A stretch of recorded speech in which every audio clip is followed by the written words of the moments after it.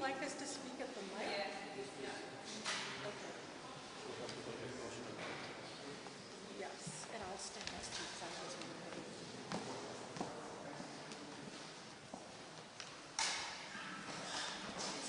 We're waiting for a couple more people.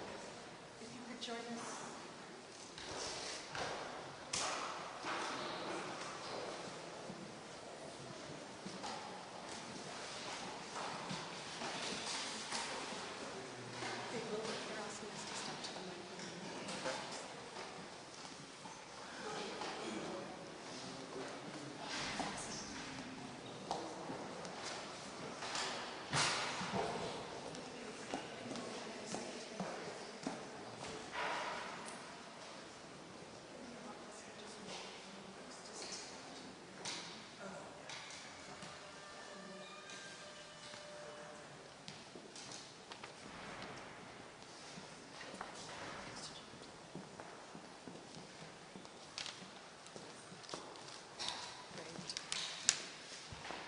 Thank you all and greetings. Today is the first day of the International Court of Justice hearings on climate change, and Vanuatu and the Melanesian Spearhead Group were the first parties to give remarks to the court in this landmark case.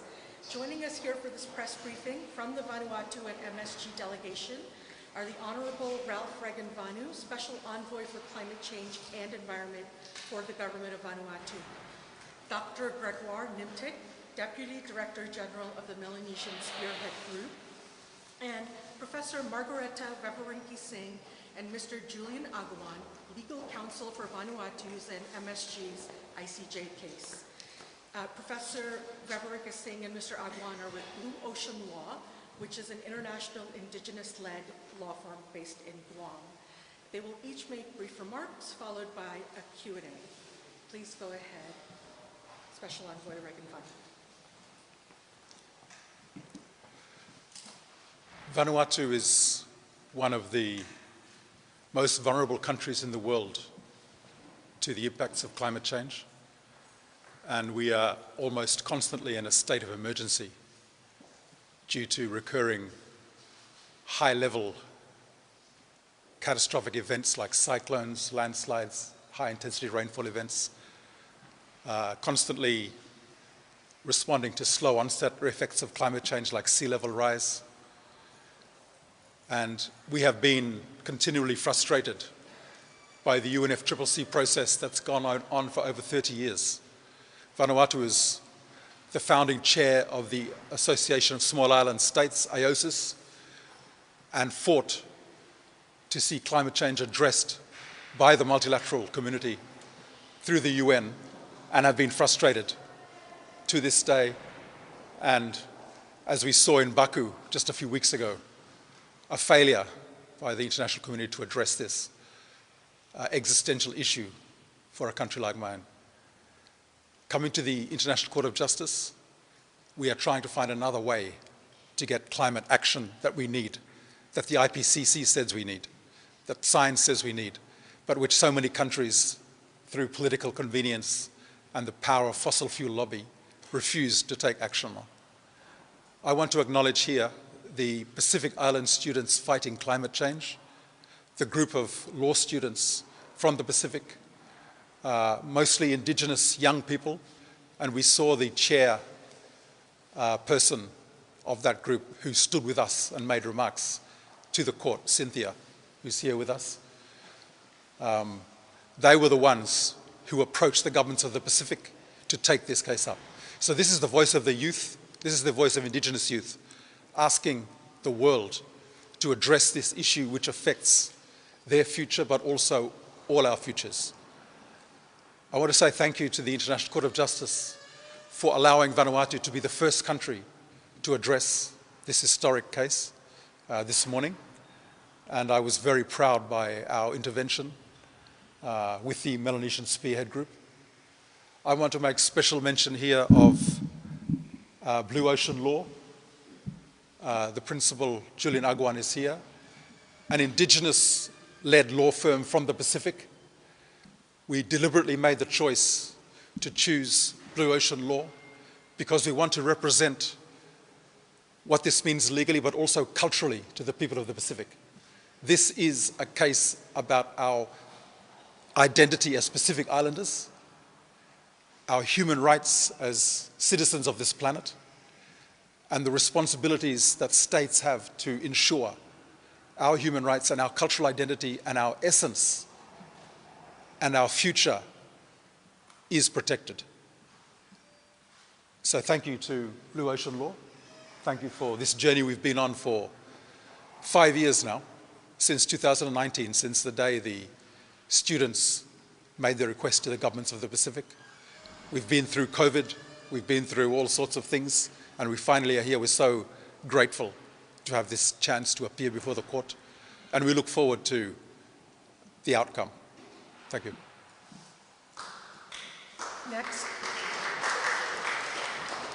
we will hear from Dr. Gregoire Nintig from the Melanesian Spearhead Group. Thank you. Thank you very much, and good afternoon to everyone this afternoon. Let me begin by saying that as a Melanesian sub-regions, we are proud to be part of this proceeding.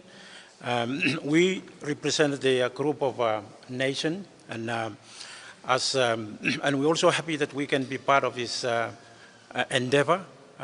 We complement what our member states have contributed, and therefore, this afternoon, as a sub-regional grouping, I'm proud to say that we have made a smallest contribution to complement what our member states have made in terms of submitting our submissions before the International Court of Justice today, bringing the concern of Melanesian people across our membership before the court in these historical proceedings. The MSC or Melanesian Spearhead Group members are the independent state of Papua New Guinea, Republic of Vanuatu, Republic of Fiji, Solomon Island, and the Kanak Socialist National Liberation Front, FLNKS, of New Caledonia, a territory of France. The MSC Group's submissions to the IGJ give voice to Melanesian people still under the boot of colonization. Like the Kanaki people, and support and adds value to the submissions of its member state, led in this proceeding by the Republic of Vanuatu. Melanesians, as you heard from our submissions this morning, are blessed persons, meaning we are our place. Our self-determination cultures, language, cosmologies, social and governance structure, and identity are tied to our lands and waters and plants and animals. Our place form one of the most biodiverse and relatedly linguistically diverse region on the planet. However, our distinct identity as people and our very existence as people and as sovereign state is grossly threatened by the impacts of climate change. We have made submissions to the court today that the injury to our Melanesian people and our member state caused by climate change impact represents severe violations of their right to self-determination. For our member states, this was a hard-won right after many years of colonization by some of the same states who are readily identifiable, whose conduct is responsible for the majority of greenhouse gas emissions causing climate change. We now look to the court to find such a state conduct unlawful and breach of state obligations under existing international law, including the obligations to respect fundamental human rights. We place our hope in the court to not only declare the unlawfulness of the state conduct responsible for climate change, but to clearly identify the legal consequence of those states who engage in this conduct. Only then can we begin to safeguard our places, culture, systems, and identities across Melanesia for our current and future generations. And let me close by also joining Honorable Ralph Rekanvanu to thank those who are working behind the scene and make our submissions very successful today. Thank you very much. Thank you. Next, we will hear from Professor Margareta Vavarenti Singh of Blue Ocean Law.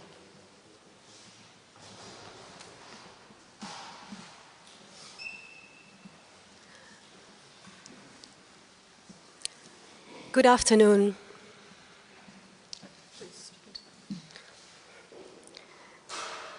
We stand here today at the crossroads in a pursuit of climate justice. These proceedings before the International Court of Justice, the highest court in the world, are really historic, not just for Vanuatu and the Melanesian Spearhead Group, but really for all nations grappling with the realities of climate change. What is at stake is the integrity of international law and its ability to address ongoing violations. These violations are affecting communities and nations right now. We are not discussing future risks or theoretical threats, at least not exclusively. Territories are disappearing, livelihoods are being destroyed, fundamental rights are being violated as we speak. In our arguments before the court, we have highlighted that the conduct that is causing these violations has long been disguised as lawful. While the Paris Agreement under the UN Framework Convention on Climate Change lacks legally binding emission reduction commitments, it does not exist in isolation. There are other fundamental rules and norms of international law that are also applicable to the same conduct. Obligations under general international law, the law of the sea, environmental law, international human rights law. All these obligations are relevant. And when we consider this tapestry of obligations, it becomes evident that the destruction of the Earth's climate system and other parts of the environment constitutes grave breaches of international law. So our hopeful expectation is that the court will recognize this and articulate the legal consequences of these violations. And legal consequences of violations of international law are always twofold. The wrongful conduct, the breaching conduct must cease, it must be put to an end. And secondly, reparations must be made for harm, for injury that has been caused. And there is a principle of the obligation to make full reparations. Reparations must be full and make the victims whole again.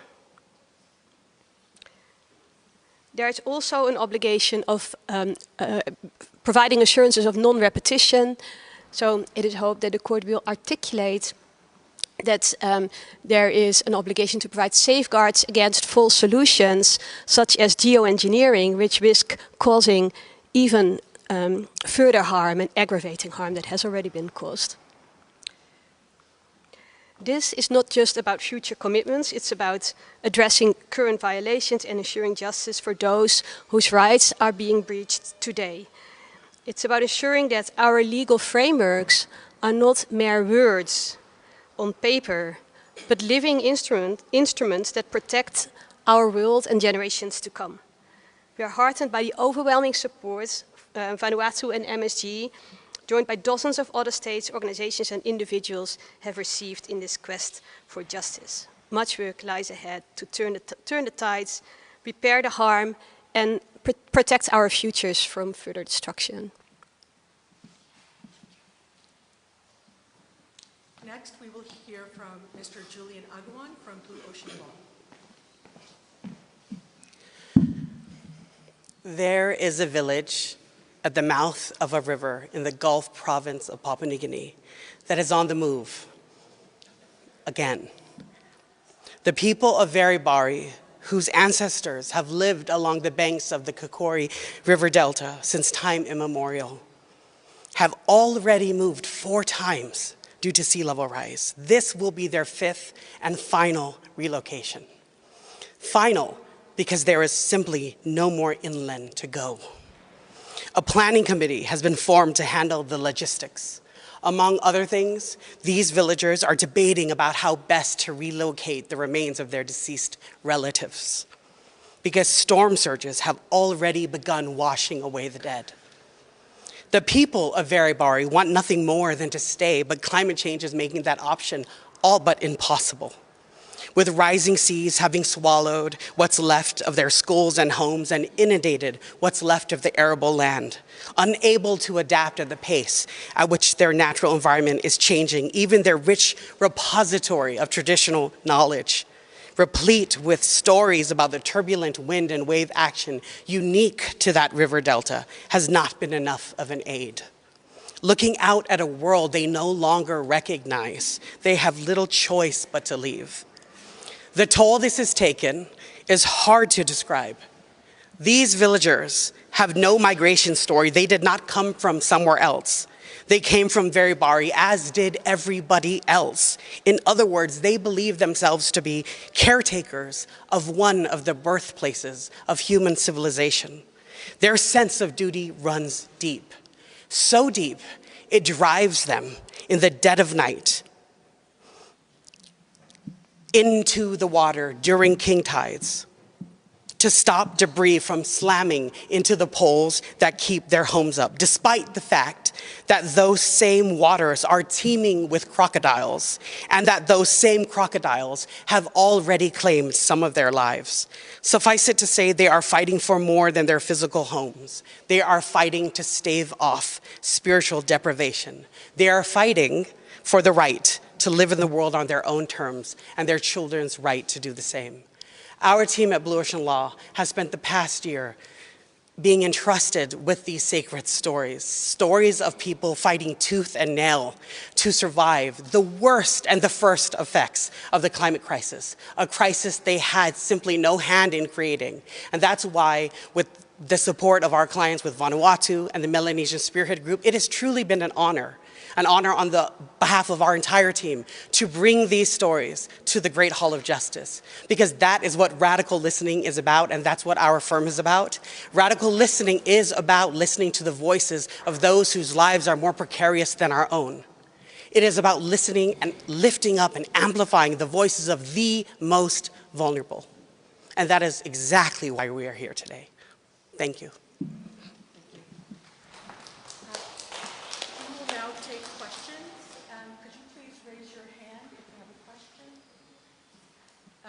Could you please identify yourself and your outlet and to whom you'd like to direct your question? I'm Stephanie Vandenberg from Reuters. I would like to ask, especially governments on the lawyers, what you made of Germany's arguments today that there is no need to report to fiscal findings, recommendations, and that there already are authority agreements in law that Germany is referring to, and they don't want to be made to pay reparations when they are already. I'll leave the lawyers to answer it, but very disappointing and wrong. And it's immoral, basically.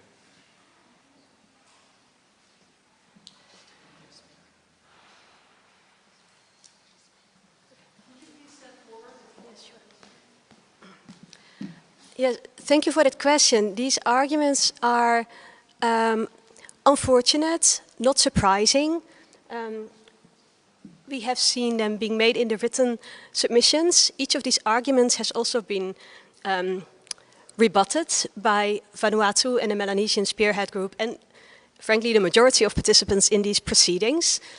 So the argument that the UNFCCC and the Paris Agreement would replace other relevant norms of international law almost completely is untenable, because there's a whole range of reasons.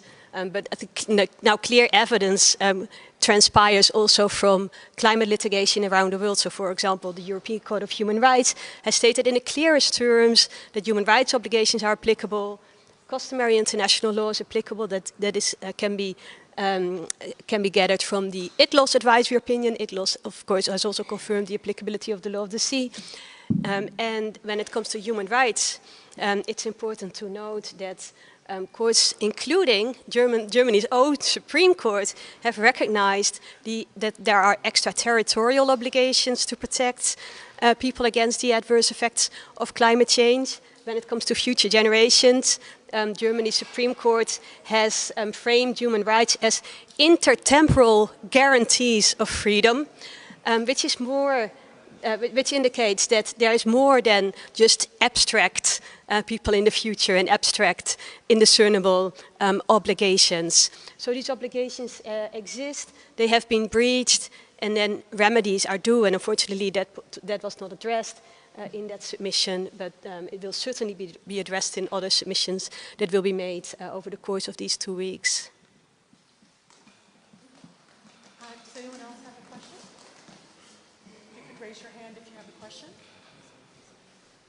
No? In that case, thank you all both. Stephanie has another. Go ahead, Stephanie.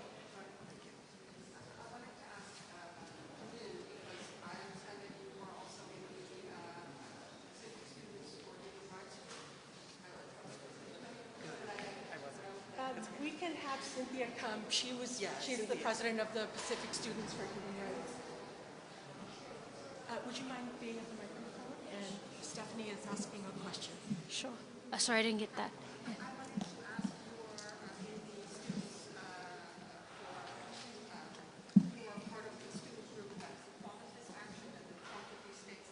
Yeah.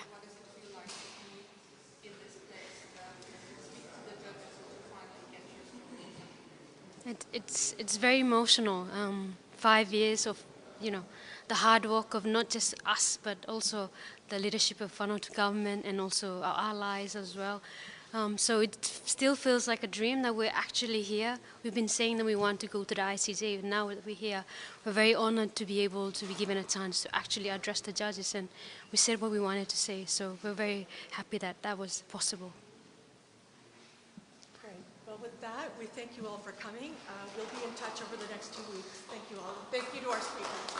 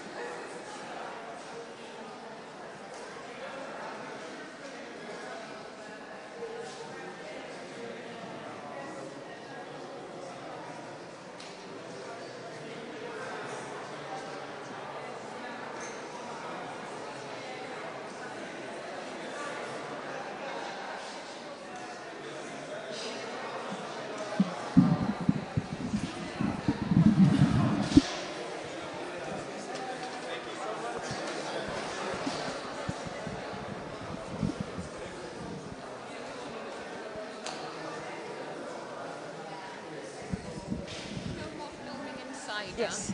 Okay.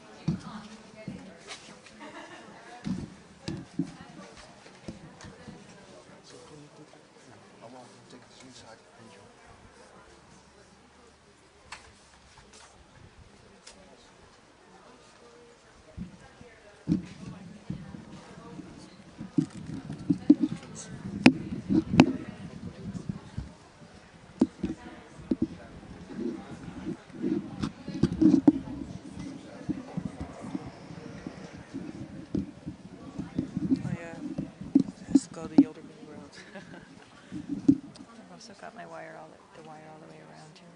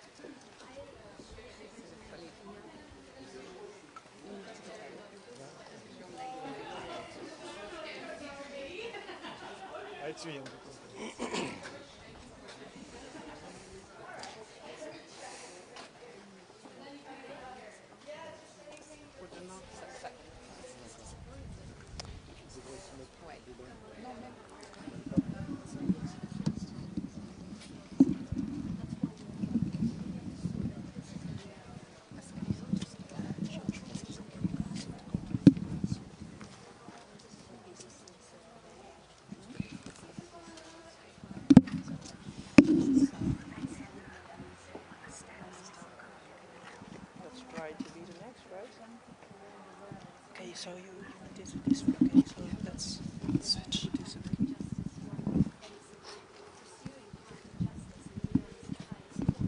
What message would you give to them, people who today feel helpless in the face of climate change? The journey started for us because of hopelessness, right? We look at mechanisms and they do not work for us. But we look to, there are other tools that we have, and we believe in the rule of law. And so we use this to look after the tools that are out there. This campaign, this being here is the hope that we need. To look to it as the hope and watch your countries closely as they state the arguments on your behalf. Thank you so much. Well done. Thank you. Sorry, you guys don't want to fall, so I'm just going to stand. Yeah, because this. No, sorry. You cannot. It's outside. Outside, please now. I'm cold too. We'll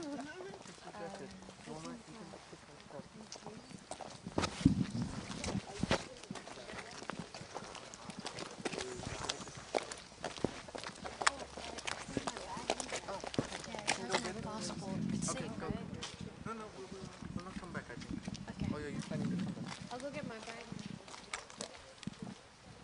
Do we need to stay up live? Yeah. Okay. Wherever they want us to.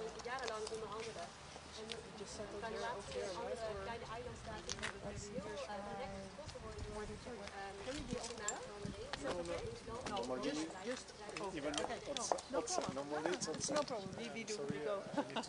Yeah. No, it's okay. No problem. Okay, let's take the chair.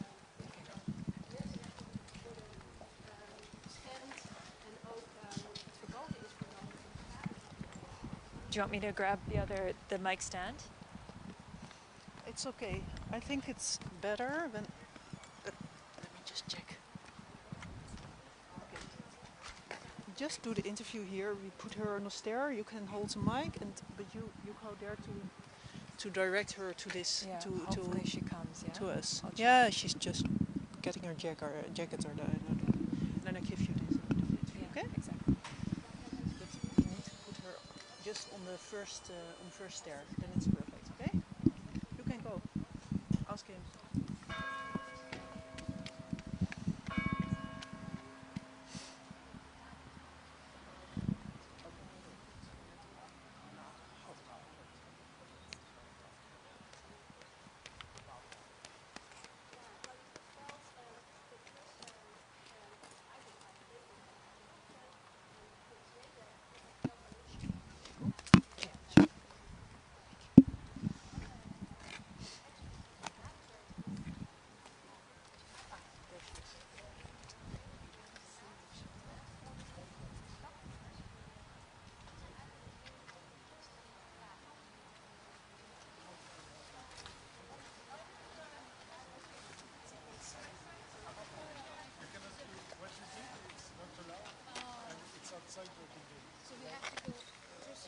after the gate. Like normally it's not allowed. Thank you. We'll tell them no water. First day and they're angry. They're a bit. Yeah, They're saying we can't film here. Yeah, we can't film now. We have to go outside. We have to go outside. That's the only. But this is outside for them. They, Yeah. He specifically pointed out to the gate outside. Really? Yeah. They said we could do it outside the gate. Are you He sure? said what we did was not allowed. If you could just confirm with them, we're happy to Yeah, do an okay. interview. Yeah. Because they're clearly Yeah. It's a Dutch TV, I think. we were just saying you spoke so eloquently. It's amazing to be able to do that in English and when it's such a well, so proud of you. I had a lot of good advice as well from the team. Some of them are not there. They're waiting. I think they should be coming out. We are going. Waiting for you. Oh, really? Thank you so they're much. out there. Yeah. Must How be. many of you came there? It's about 8 of us here from the Pacific. And you were both in the classroom involved in this? Cynthia was. I was, but he was one of the first as well. Okay. But he's not part of classroom, but came on board as well. They said it's okay. He's been there since. Would, should we hold your? Should I hold your coat? He's our campaign director. Shall we reply? Yeah, that. Sure. Okay. Sorry, we just put them somewhere on the grass. I guess yes. On the stair. Yeah. Madam, so, sorry, I told you it's outside. We Yeah, I asked Joanne, and she said yes, everyone did it. So if you have just a few questions, Just a few, please. yes. Because otherwise everybody stopped. I understand that. Okay. No, but I understand you. You are waiting. thank you so much. Huh? You about this, but I just don't want to. Let's move slightly further over just check it. Yeah. and you can sort of look at me. It's cold, right? You okay? Yeah. So let me know. You let me know.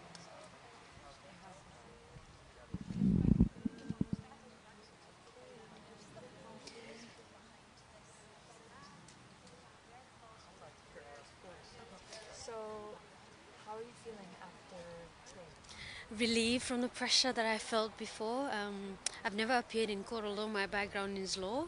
I've never appeared in court, in domestic courts, in front of judge, and here I am appearing for the first time. It's before 15 judges, so that was very nerve-wracking, but I am glad that that was over. Yeah, but also it was very important for me to say those things, so I took that as my only encouragement that I needed.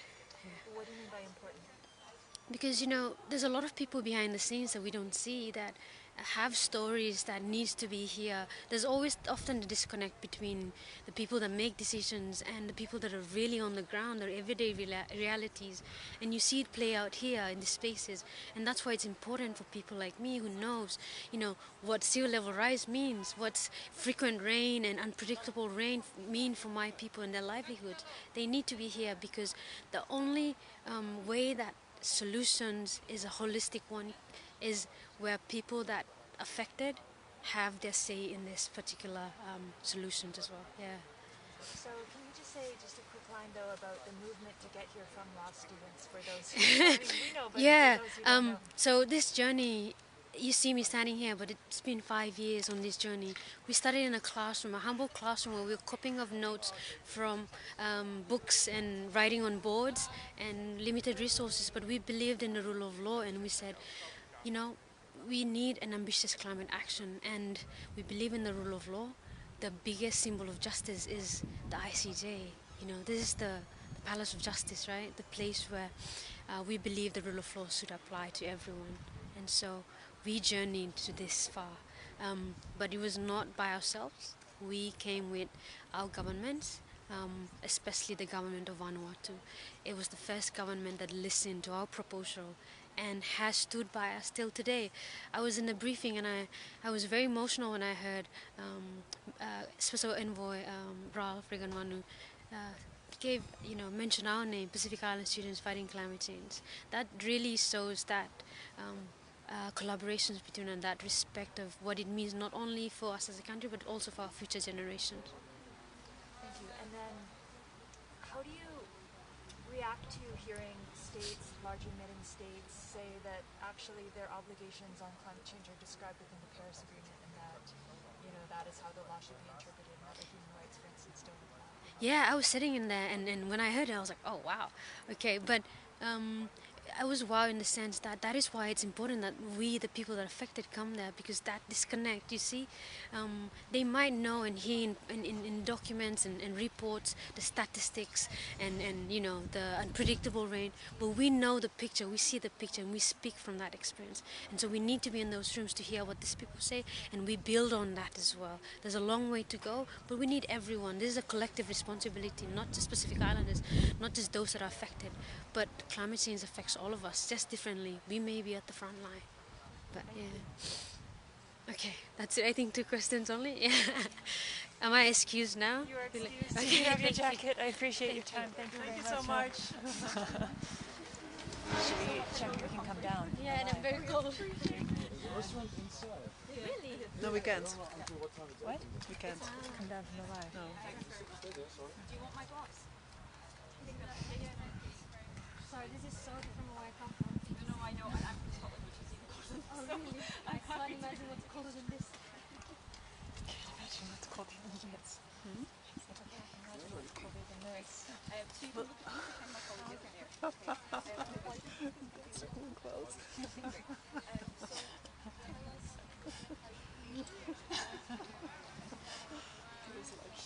I mean, she's not wearing her coat. It's hard to do interviews when you're... Anyway, okay, so we can't come back to the live. No.